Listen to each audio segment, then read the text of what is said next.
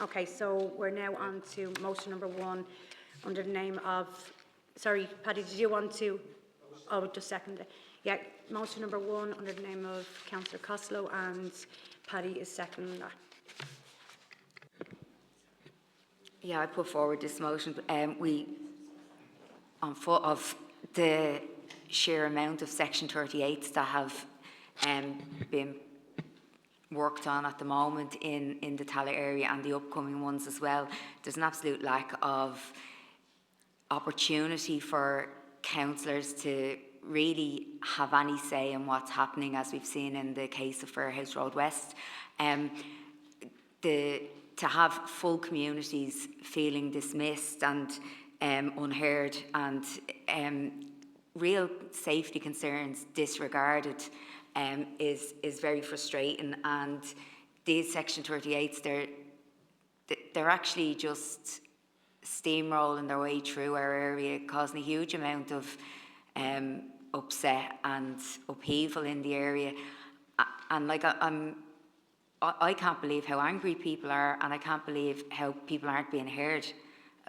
Like the amount of disruption it's caused, and there's one particular junction on Dale Park Road where we all of us as councillors stood and witnessed cars overshoot the white line, trying to get turn into an area, and to witness it was actually so frustrating, because the writing is literally on the wall of this is not going to get better with this particular junction. There's such poor goodwill now towards Section 38s because of the way they're carried out. Councillors are totally bypassed. We don't have any say in it. We've been elected to represent communities, and there's a whole cohort of communities just being swept to the side. Their opinions don't matter.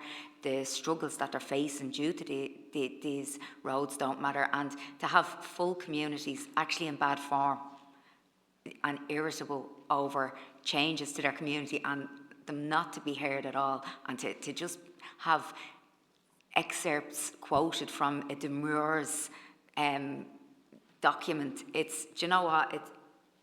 Since last August, I've never felt such frustration since I was elected in 2019 as what I have had constantly since them bollards went up on Fairhouse Road West. I think at the end of the day, people have to be heard. Like, the people in the communities have to be heard, and you know, these Section 38s and the sheer volume of them all at the same time as well.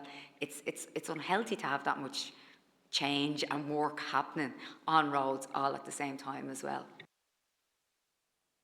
Okay, Mick. Thanks, Chair, and I want to support Councillor Costello's motion. We did have a site meeting, and we did say we would put in motions on this, but some of us, I suppose, were precluded because there were other motions down on it. It should have been, and we know we needed something more specific, but we couldn't do that. However, you know, what Councillor Costello was saying there is correct.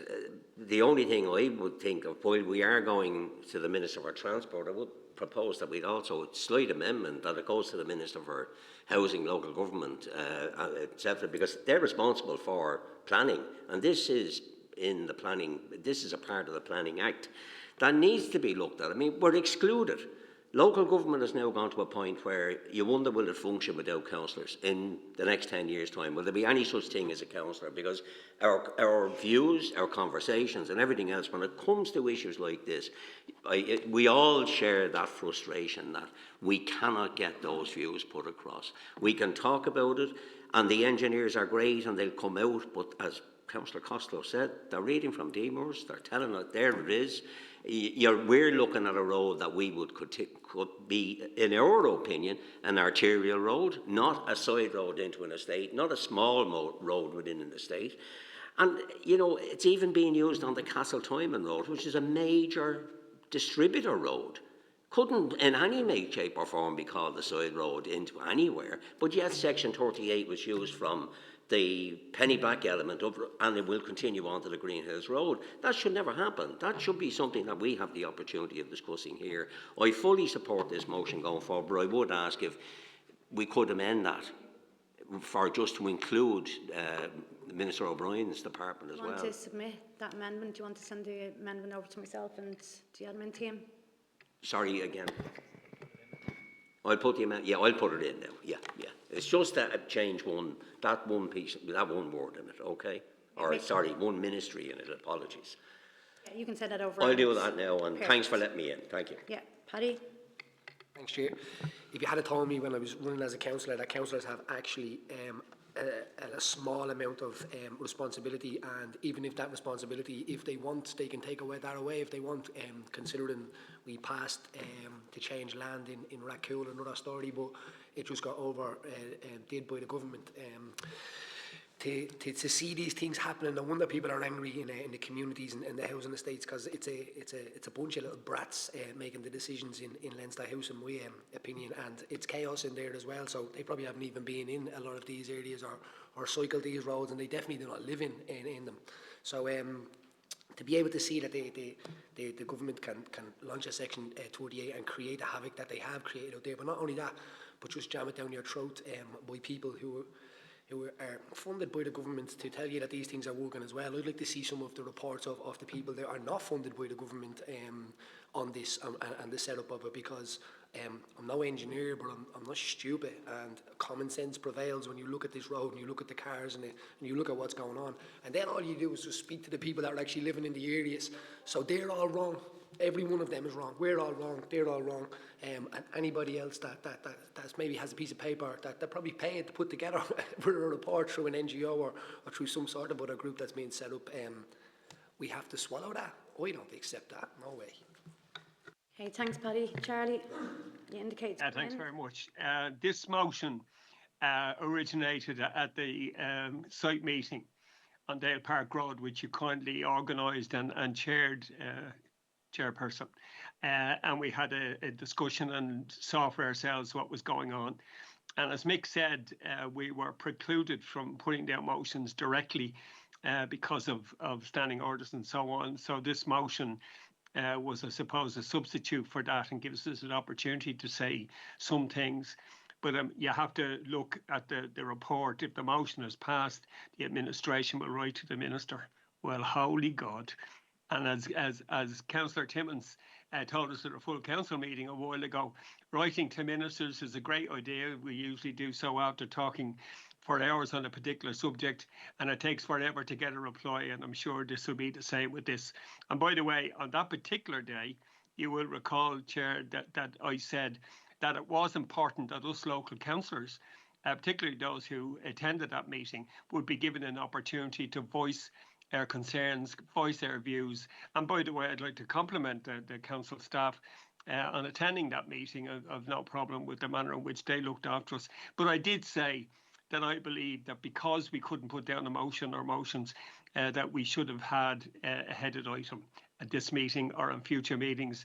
I know senior management said no thanks, and I think that's a pity, because us local councillors have to find every opportunity to raise concerns that people are bringing to our attention. And that's why people are saying, why are we getting on to our councillors? Because what can they do for us? So this is a situation where, once again, I'll put on record that if we're not allowed to put down motions at the next meeting of the Tallaght Area Committee, that management find a way of putting down a headed item on the whole issue of the cycle lanes, particularly in Fourhouse Road West and the junction where we met, so that we can voice our concerns and voice our views. Sending the letter to the Minister, great idea, but it's going to achieve nothing. Thanks, Chair. Thanks, Charlie. Kieran. Yeah, I think it's interesting, the idea that a letter will achieve nothing, but us having a headed item will somehow achieve something. It's an interesting point to finish on for the councillor. I'm sure you'll support me, by the way. I'll have an opinion if we have the discussion. You can, I promise you that, Charlie. But it just seems a strange conclusion to come to from the conversation, because the nature of the conversation isn't really about a cycle lane at Fairhouse Road West or a cycle lane anywhere. The nature of the conversation that we're having now is about the lack of democracy in local government. And the conclusion is not about, to me, is not about letters to ministers or headed items or any of that stuff. The conclusion is about why people come in week after week, month after month, year after year, and hold up the charade by voting every single budget that comes in front of them, by voting every single local area plan that comes in front of them, by voting for every single development plan that comes in front of them, and then stand back and go, oh, nobody listens to us. There's a bit of a charade being played out now because people in Fairhouse Road West and other places are rightly annoyed by the disruption to their area. So I can sit here and say that I take like a view to the processes of being a councillor, and it is a political process, and we can't hide behind the fact that it's undemocratic or that you feel you've been disempowered. It's this council that's been holding up the structure of that since as long as anybody wants to remember. To me, that is the point around this, and there's no point in hiding behind a lack of democratic input that people feel. Yeah, I'll contribute on this. I'm not going to be mindful of what I say. Chair, have you got me? I'm in the chat since before the discussion started. My apologies, sorry. I was just looking for an email, so I missed you. Cottle, you can come in now. Thanks, Chair. You sure you don't want to come in first? No, you fire ahead.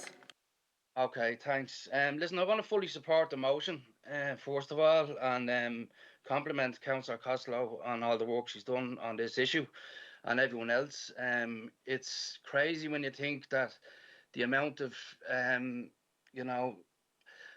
issues with housing and the cost of living and homelessness and all sorts of bad issues that are taking place in our area and the state as a whole at the moment, that this has become the biggest issue generally in the both Tallaght Central and Tallaght South due to the Fairhouse Road West and Kilnarden, and which will become Timon as well.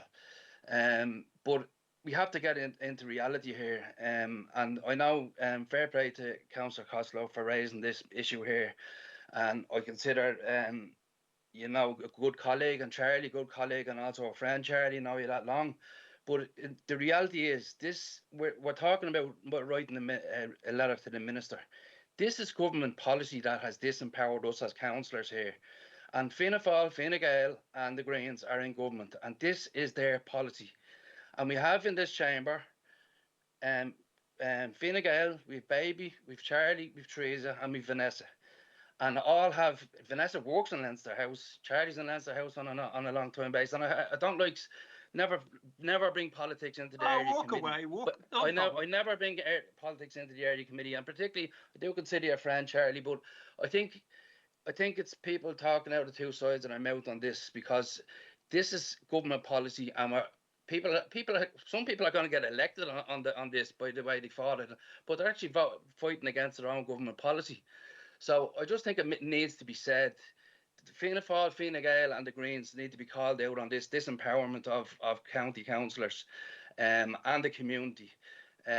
So as I said, I commend the work that's been done on the ground, constantly huge amount of work been done by councillors, but it is your own government's policy that has led us to this position, and that needs to be raised. So thanks, Chair. Thanks, Cottle, and I do apologise, I missed you in the chat there. I had my screen closed there. No problem. But yeah, look, I've kind of got a little bit lambasted for the things that I've said in this chamber in relation to these cycle lanes, and like I said, I don't want to be pitting anyone against each other, but after the meeting with the engineers who were, we really appreciated coming out and taking their time out of their day to go and meet us on the site, but they did witness what we as councillors and how infuriated the constituents are. But Stephen, I think you sent it out to all of us in relation to what type of model is being used around these cycle tracks. And I have been challenged when I was saying that, that we were technically being forced to leave our cars, and to go out on bikes and to walk and all that kind of stuff. And Stephen thankfully sent us over the model that they're using. It's the hierarchy model. And active travel is the #1 priority. Your public transport is your second one, and then it's private vehicles is your least priority. There you go. It just confirms what I've been saying in this chamber and what people have been challenging me on, saying that it's not. But also as well, I don't always get things right, so I was also notified that this is a policy, a government policy that has been in place before the Greens. I'm sure the Greens have been pushing it because it's, part of their their policies as well. But it is in the making from governments before the Greens are in power. But just on the democracy, Kieran, and the lack of democracy, and I think more for the majority of us in this chamber, it is the lack of democracy. And you mentioned the budget process and the development plan. They're the only real reserve functions that we have left in this council. And I think it's vitally important that we do contribute to that, and we want to see Shaper County, how our budget is spent, as much as the little bit of democracy that we do have, that we were involved in the development in our local areas and also on a county-wide. Unfortunately, the lack of democracy comes from the departments, it comes from national government, it comes from national policy, and that's where the frustrations happen in here. But I do support what Cottle said, that those that are in government who are within this chamber, go and talk to your TDs, go and talk to your ministers. You know, Charlie mentioned it there, sending this letter, what's it going to do? Go and say, look, you know, I'm representing a constituency, and my whole constituency is infuriated by this policy, and see if it can make changes there, because I know if it was one of my TDs within my parties or a minister, that's what I'd be doing, I'd be knocking at the door. But anyway, I do want to support the motion. So, Teresa, do you want to come back in response to anything that was said? Yeah, absolutely. Firstly, since I was first elected, I voted in favour of all of the budgets because I thought they were fair and it swung something for our area. So I wouldn't see what stand I'd be making to remove, you know, the opportunity for such funding in areas that we've all benefited from and our communities have benefited from. And that's why I would always vote in favour. I've always voted in favour of the budget. It's through the chair, sorry. So that's why I've always voted in favour of the budget in this chamber. Next, with regards government policy, I've never been afraid to hold my own party accountable or any other party accountable. From the beginning of this, I've spoken out publicly and within my party about my concerns about this. So it's for an impression to be swinging around this chamber that I sit like a nodding dog and take anything that comes my way and agrees with everything. Doesn't happen. And I think everybody in here knows that I'm quite vocal when there's something I disagree with. Like, my priority is people in Tallaght. That's where it starts and ends for me. And people in Tallaght aren't happy with this. And I am feeding it back. And, you know, if it means sending a carrier pigeon to a minister to get a message, that's what will be done. Like, we were so limited. We stood at the side of the road, those of us who attended the meeting. We pointed out obvious issues of frustration and danger, and there was no, it was cross-party. None of us were like, you're independent, you're this, you're that. We all stood together. And we were all in agreement. And I was actually the one who somebody turned around to me and said, that document is government policy. And at the side of the road, I said, I don't care about that document. I disagree with the document. It's not reflective of what we need. So, like, this thing about go back to your party, I've gone back to my party, I'll continue to go back to my party, but my concern is, you know, getting some resolution to Section 38. Okay, thanks, Teresa. So is that motion agreed? Okay, great. Great. Okay, so we are now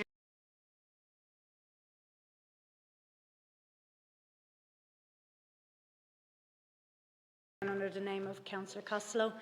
And yes, can I get a seconder? Seconded by Councillor Houlihan. So again, after our meeting on Fairhouse Road West, this motion was put forward. All councillors were in agreement to put forward motions relating to this. I think that it's the least that we can request that a representative from the NTA come in and answer questions that we have, because every time we ask a question, we keep getting demurs quoted to us. I hate demurs, like I actually hate that document. But, you know, I think that it's necessary that they come into us, and I think, you know, I'd be very, very disappointed that if they didn't come into Tallaght Area Committee, given the sheer amount of these, because we have one coming our way down the Bellegarde Road as well. So it's not just, this isn't finished. So, you know, and Fairhouse Road West still hasn't settled in, and Whitestown, you know, Kilnarden, there's an awful lot of these happening in the Tallaght area.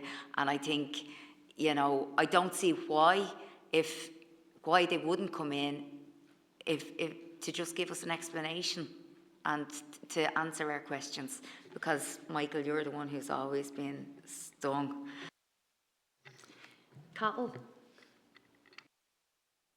Thanks, Chair. Just very quickly, just in terms of trying to move the meeting on, and the fact that we're all in agreement on this, and that this motion has been requested before, and we've had a lengthy and kind of heated discussion on it. Could we pass this without debate? I'm just wondering, instead of repeating what we've all said already.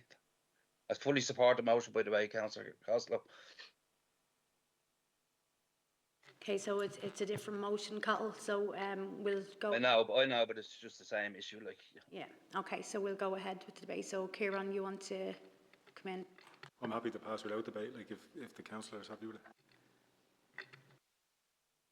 I don't mind if people want to speak on it, you know, they're more than welcome, but, you know, if you just want Kieran, to pass it. do you want to contribute? Yeah, okay, Right, come on in. yeah, well, so I love the NTA, my pals. We have engagement with them through this council, to the full council. We've asked them to visit the Tallaght Area Committee. They came into the full council. It was a waste of time, to be honest with you. There was no time for actually asking questions, holding up the task on any issues, or trying to grapple with getting an understanding of what they're actually trying to achieve, giving any positive feedback. We've asked for them to come to the Tallaght Area Committee, got no response. We've pushed to have them at Tallaght Transport Forums, got no response, and that's where you're actually dealing with Dublin bus policy, Lewis policy, etc., which they control. No positive response there from them. I think they turned about one meeting. That guy no longer works for them. And now we're asking them again to come to a Tallaght Area Committee meeting. I'd be surprised if they did. But from previous experience of this, the response has been, as I understand it, Michael, that the government send funding to the NTA, that funding then filters down, and that there are people working in South Dublin County Council who essentially are LTA employees. So essentially, right, now there's a number of positions created through NTA funding in South Dublin County Council. So I would question whether we're going to get any answer off the NTA on issues like this in terms of cycling paths. One thing about national transport policy, but on issues like this, I wonder if we're going to get any answer off the NTA that we can't get off, or can't expect to get off staff here. Do you know what I mean? So if we have a difference of opinions, let's have it, because I think that's where the discussion can be had. Okay, Councillor Houlihan. Do you want to come in? No, you didn't? Okay, sorry. Vanessa, sorry, my apologies. I'm just wondering what questions like that we asked that like our own kind of active travel team and our own engineers can't answer, because like they're well versed in like the strategy and the national cycle strategy. So I'm just wondering, like, can we not just continue to ask their questions to the active travel team, who are like really good at coming back to us? I think I do really appreciate the time that they all have. Thanks. Okay, so Manager, do you want to respond? Thanks, Chair.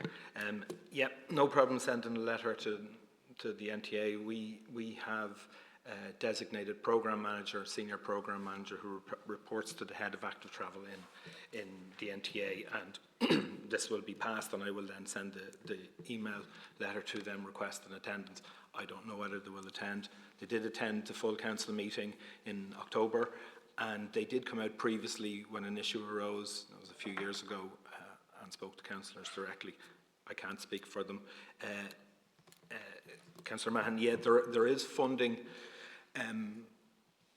to pay for South Dublin employed staff, so our contract, some of the active travel team are fully funded by NTA monies, but their contracts remain with South Dublin, and they're open to the Chief Executive to move them anywhere else.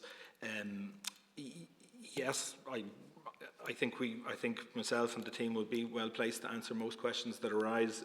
I think this motion arises from a policy issue rather than the technical issue, but I'm happy to send on the letter. Okay, Teresa, do you want to respond?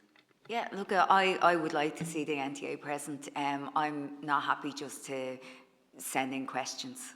And I would like to have them here and to be able to get explanations from them. And you know, yeah, there is a policy issue, but I don't feel we're achieving anything by just constantly emailing in questions to the council, you know, and that's no disrespect to the council. Yous are brilliant at getting back to us and stuff, but this hasn't gone away, the issues that have been raised, you know. Okay, so is that motion agreed? Agreed, yeah, so let her be wrote to the NTA. Okay, so we're now on to motion number 10. Under the name of Councillor Houlihan, can I get a second there? Seconded by Councillor Costello.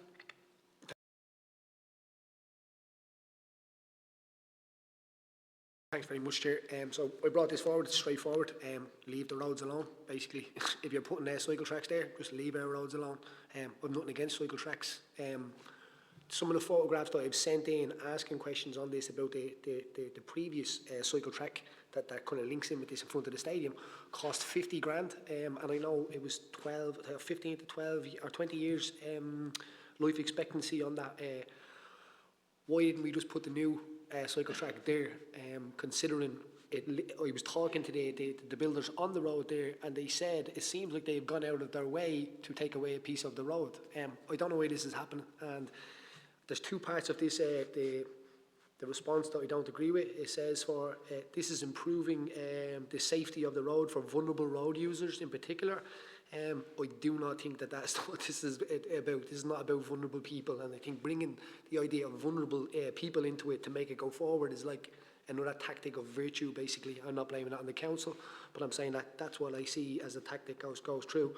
And then it kind of goes on to contradict itself, basically, in the way. So it says we are using, and this would be a conspiracy theory a year ago, if we were saying that green parties and policies were trying to get people out of their cars, it would be considered a conspiracy theory or Facebook madness or whatever it is.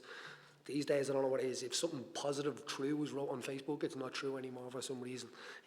So it says a model of hierarchy is actually set out in the NIFTI, which prioritises active travel, public transport above private vehicles. I didn't agree to that. I don't remember when I agreed to that as a citizen, as myself. I didn't prioritise that. But then to go on and say that to remove people from their cars, or to integrated hierarchy seeks to optimise the improving existing transport systems where it's not prioritising cars. So if it's about vulnerable road users in particular, and then we were not prioritising people in their cars, vulnerable people need their cars in a way. So I would just like, as I said at the start of this, it's more simple of what I said there. It's just, I think we should leave the roads alone. Now, I know we might have a choice to say out about this, but bringing it forward gives common sense a voice on the idea that maybe we don't have a choice on it. Councillor King. Yeah, I wasn't going to come in. Obviously, as I said, I was wondering would it go without debate. But just on the point Paddy made there, and I've made this point previously, that they're talking about vulnerable road users. But what's happening now, and if you go up Whitestown Way or Kilnarden or Aylesbury, the vulnerable road users are now becoming the motorists because it's so dangerous on certain turns and coming out of estates, and that the vulnerable, because there's so little space on the roads, as a result of this. Oh, sorry, I went out of the room for a minute there. I thought we were still on the other motion, but anyway, I'll continue. The vulnerable road users are motorists now, and that's I have a feeling we're going to see a lot more crashes between cars and buses and trucks and vans and all sorts, with a result of these roads being narrowed. Thanks. I wasn't going to come in either, but I will come in sports because I'm kind of a bit sick of it now at the moment. I feel like I've actually a headache. I feel like I'm banging my head off a brick wall, and we're all banging our head off a brick wall, because regardless of what we say in here and what we discuss, it's not going to be heard. Unfortunately, as I mentioned, and this is no disrespect to your team, Michael, we have department officials and officials within NTA who are sitting around tables and making decisions that are having a hugely negative impact on most road users. I was actually searching for there the Echo ran a piece around this, I think it was last week or the week before, and I actually screenshot all the comments underneath of incidents that has happened. And I screenshot them and I can't find them. I'm actually been searching from there, but I can forward them over, the number of incidents. And I just don't think it's good enough that if you have the likes of the Whitestown Road that is backed up with traffic from either side and an ambulance is getting down the road, that ambulance should be expected to go onto a public pathway. So who's in danger then? If an ambulance is having to use pathways. For example, like, I just don't understand the design of some of these, like the likes of Whitestown Stream, where you have an industrial estate all along the left side, Whitestown Road. You have big articulated trucks down those. Sorry? Whitestown Way. Whitestown Way, sorry. You have articulated trucks, bin trucks, buses, etc. coming down those roads, and it's becoming more dangerous to use the roads. There's Ballycullen is a road, Ballycullen Road, that I use to cycle when I can go out my bike, and it's a massive wide road, okay, and there's no safe cycle route on it. Okay, you have a small strip down the side of the road there, right, with little kind of small, skinny traffic kind of cycle cones on the side of it, with overgrown trees. That when you cycle down, you actually have to come off the road onto the road. Okay, I can't understand why you're looking at areas like that is used by, and I know you're probably saying, yeah, that's coming down the roadways, so don't worry about that. But we should be looking at other designs. When you have such a narrow roads in areas such as the roads that you have implemented into these cycle routes, that you are looking at other sort of designs. Because I had this conversation with you in the site meeting around, who's responsible for when an accident does happen. Is it a council? Is it the NTA? Is it a department? But no, it's not. It's the car user. Yeah, the council are the ones through NTA direction and the department's direction are implementing these. So that's my issue around it. But anyway, this is the second last meeting. Hopefully next month we won't have as much as headache around this. But yeah, that's my contribution in that anyway. Thanks, Chair. Yes, well, we get an annual funding allocation from the NTA to do a whole load of projects, and there are terms and conditions attached to that funding. There's project management guidelines and various hoops that we have to jump through to get to delivery stage.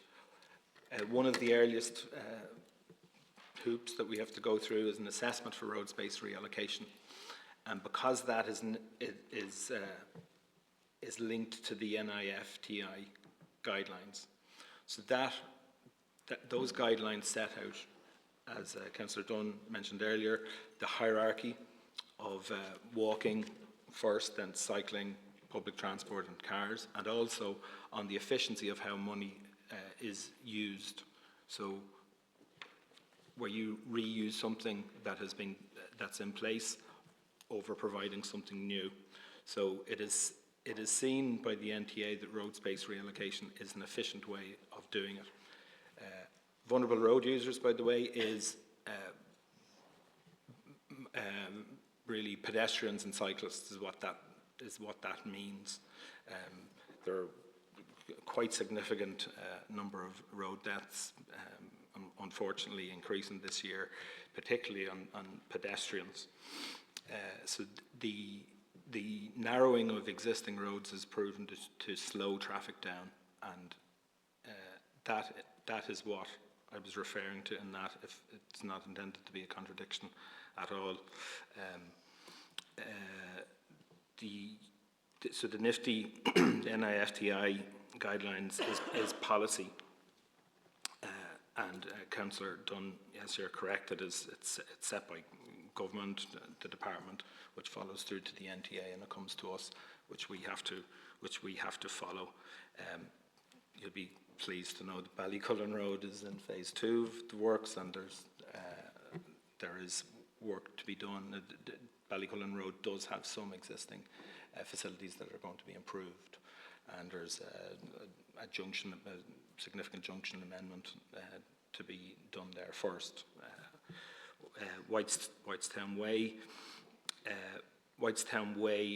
that cycle track on the western side, on the left-hand side as you come up, was installed when that scheme was originally built in the late 90s. So it's well exceeded its design life of up to 20 years.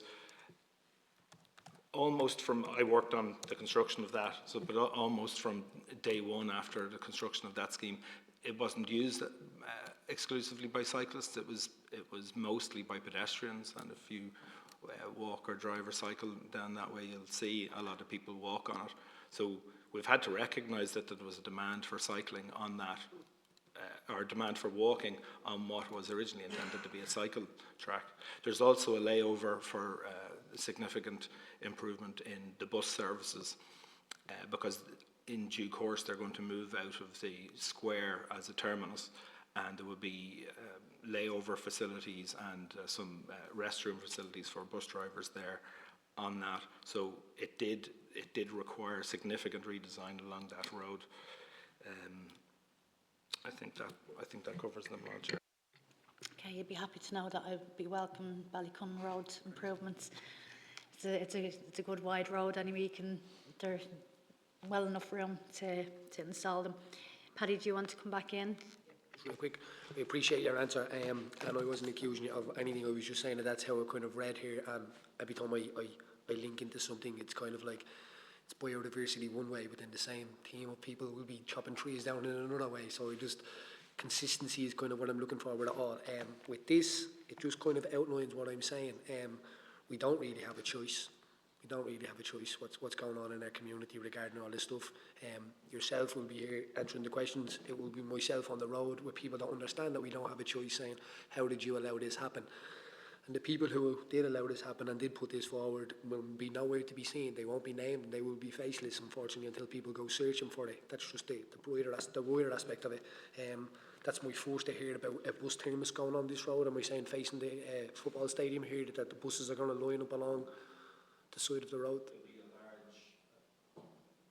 There'll be a long layover, like a bus. Councillor Mann might be more familiar with it as well. There's about a 200-metre section where buses will wait while the drivers either have a rest stop or wait for the bus to meet the timetable to set off to go to the first stop. So that would be south of the stream and the stadium on the western side, the left-hand side. I've actually seen the kind of the setup of it already, and just Councillor Martin can elaborate on that. That would be great. I don't know how that works, but that would be great. So there's buses now going to be pulling into this traffic in more than ones and twos at a time, mostly all day long. And while there's football thing going on, and we reduce the road. The project you're referring to with the cycle lanes, there's 2 cycle lanes and a path on the opposite side. Fairly easily would have been if they split that road down the middle and have a cycle lane and a cycle path beside it on both sides and stay away from the road. The guy I was speaking to who was building on it, he agreed with me, and we were only short of taking out a measuring tape and having a look ourselves. So I would have liked to see an improvement on that, to be honest. And I just want to say that. But this is madness, and for our area to be represented and living in it, we should be able to make these decisions, not someone in government that probably has never been on Whitestown Way. Let's just be straight with it. Unfortunately, we are in government at the moment, so hopefully that'll change there within the next year when we can look to implement better policies anyway. But yes, so is that motion agreed? Great. Agreed, yep. Okay, thanks, Michael. Thanks very much. So we are now on to motion number 10, and I'm going to take 2 motions together, if that's okay with yourself, Ciara.